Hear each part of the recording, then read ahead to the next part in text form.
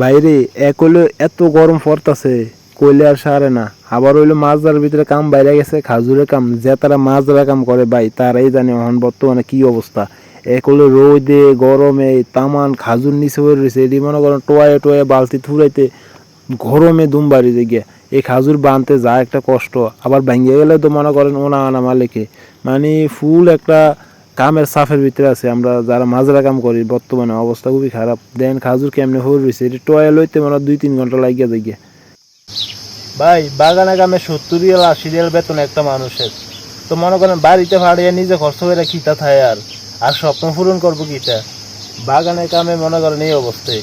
আর যদি কই মালিকের বেতন বাড়াইতো, মালিকের কোনো কাম আসেনি, কি এর বেতন বাড়াইতো, ব্যবস্থা কাম আসেনি।